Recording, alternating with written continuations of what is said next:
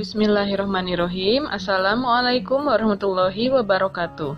Halo anak soleh-soleha, kita hari ini kembali ya dalam mata pelajaran PKN.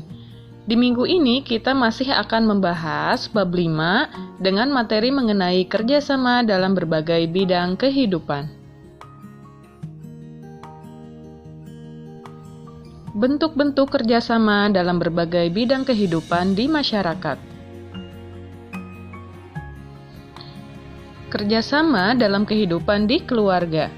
Setiap keluarga pasti melakukan kerjasama untuk menyelesaikan pekerjaan yang ada di keluarga tersebut. Misalnya, anak membantu pekerjaan orang tua, kakak membantu adiknya, orang tua membantu anak mengerjakan tugas, atau bahkan anak dan orang tua yang mengerjakan suatu pekerjaan secara bersama-sama. Setelah tadi kita membahas mengenai kerjasama dalam kehidupan di keluarga, sekarang kita akan membahas bentuk-bentuk kerjasama dalam kehidupan bermasyarakat, berbangsa, dan bernegara. Bentuk-bentuk kerjasama terbagi ke dalam beberapa hal. Yang pertama adalah kerukunan. Kerukunan adalah kerjasama untuk kepentingan bersama atau orang tertentu. Misalnya, gotong royong dan tolong-menolong dalam kehidupan masyarakat. Yang kedua adalah bargaining, yaitu merupakan perjanjian mengenai pertukaran barang atau jasa antar individu atau antar kelompok dengan tujuan dapat memberi keuntungan secara adil bagi kedua belah pihak. Yang ketiga adalah kooptasi, yaitu merupakan proses penerimaan unsur-unsur baru dalam kepemimpinan atau pelaksanaan politik dalam suatu organisasi dengan maksud untuk menghindari terjadinya goncangan atau kekacauan sehingga terjaga stabilitas organisasi atau masyarakat yang bersangkutan. Bentuk kerjasama selanjutnya adalah koalisi, yaitu merupakan gabungan atau kombinasi dua kelompok atau lebih yang memiliki tujuan sama dan berusaha untuk mencapai tujuan tersebut. Contohnya adalah dua atau lebih partai politik berkoalisi untuk mengajukan seorang calon kepala daerah. Bentuk kerjasama yang terakhir adalah joint venture. Joint venture adalah bentuk kerjasama yang dilakukan oleh dua orang atau perusahaan dalam melaksanakan suatu pekerjaan atau proyek, baik secara bersama-sama maupun diserahkan kepada salah satu pihak. Sekarang kita akan membahas mengenai bidang-bidang kerjasama. Kerjasama dalam bermasyarakat, berbangsa, dan bernegara dengan berbagai bentuknya dapat dilakukan dalam berbagai bidang. Yang pertama adalah kerjasama dalam bidang politik. Kerjasama dalam politik perlu dilakukan terutama antar golongan politik yang berbeda-beda, agar terbina kehidupan yang demokratis dan tetap terjaga persatuan dan kesatuan bangsa. Yang kedua adalah kerjasama dalam bidang ekonomi. Hal tersebut perlu dilakukan dalam rangka mewujudkan kehidupan masyarakat yang sejahtera. Bangsa Indonesia masih menghadapi masalah kemiskinan, sehingga kerjasama di bidang ekonomi sangat diperlukan dengan negara lain. Yang ketiga adalah kerjasama dalam bidang sosial budaya. Kerjasama dalam bidang sosial budaya sudah menjadi kebiasaan masyarakat Indonesia, meskipun kita berbeda-beda. Contohnya seperti gotong royong, mapalus, sambatan, subak, karapatan nagari, dan gugur gunung adalah tradisi kerjasama dalam masyarakat Indonesia. Bidang yang selanjutnya adalah kerjasama dalam kehidupan beragama. Kerukunan umat beragama menumbuhkan semangat kerjasama yang positif dan produktif yang akan memperlancar pembangunan.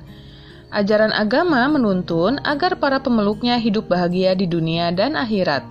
Dalam rangka memenuhi kebahagiaan itu, diperlukan kerjasama dengan orang lain, termasuk yang berlainan agamanya. Selanjutnya kita akan membahas mengenai kerjasama dalam pergaulan internasional. Bangsa Indonesia merupakan bagian dari dunia internasional. Dalam pergaulan internasional, bangsa Indonesia menganut prinsip saling menghormati dan bekerja sama antar bangsa. Hal itu dimaksudkan dalam upaya mencapai dunia yang damai dan sejahtera. Setiap bangsa harus menghormati kedaulatan negara lain dan tidak ikut campur urusan dalam negeri negara lain. Prinsip-prinsip kerjasama antar negara. Kebijaksanaan hubungan luar negeri Indonesia didasarkan atas prinsip saling menghormati dan bekerja sama. Hal ini didasarkan pada norma kerjasama sebagai berikut. Yang pertama, hubungan luar negeri berlandaskan prinsip politik luar negeri bebas aktif. Kedua, pengembangan hubungan luar negeri ditujukan kepada peningkatan persahabatan dan kerjasama internasional dan regional. Dan ketiga, Indonesia berperan dalam usaha menyelesaikan berbagai masalah dunia, khususnya masalah dunia yang mengancam perdamaian dan pertentangan dengan rasa keadilan dan kemanusiaan. Contohnya seperti Indonesia berperan aktif dalam perdamaian di wilayah Palestina. Adapun tujuan kerjasama dibentuknya kerjasama antar negara yaitu pertama, meningkatkan perekonomian antar negara. Kedua, meningkatkan taraf hidup. Ketiga, saling mengisi kekurangan dan kebutuhan di berbagai bidang. Keempat, mempererat persahabatan antar negara. Kelima, memperluas pusar hasil produksi. Keenam, meningkatkan devisa. Dan terakhir adalah meningkatkan perdamaian dunia. Selanjutnya, apa saja sih hambatan dalam kerjasama antar negara? Beberapa hambatan dalam kerjasama antar negara yaitu biasanya karena satu, adanya ideologi negara yang berbeda, kedua, adanya konflik dan peperangan, ketiga, kebijakan perdagangan yang merugikan negara lain, dan keempat, perbedaan kepentingan tiap-tiap negara. Bentuk-bentuk kerjasama antar negara. Kerjasama antar negara dapat dilakukan melalui berbagai bentuk, yaitu yang pertama adalah kerjasama bilateral, yaitu bentuk kerjasama yang melibatkan dua negara di dunia, misalnya kerjasama antara Indonesia dan Republik Korea dalam bidang ekonomi dan teknik dengan tujuan menjaga hubungan yang lebih baik. Kedua adalah kerjasama regional, yaitu kerjasama yang terjalin antar beberapa negara dalam suatu wilayah atau kawasan. Lalu yang ketiga, kerjasama subregional, dilakukan oleh beberapa negara di dalam subkawasan. Misalnya kerjasama 3 negara antara Belgia, Belanda, dan Luxembourg.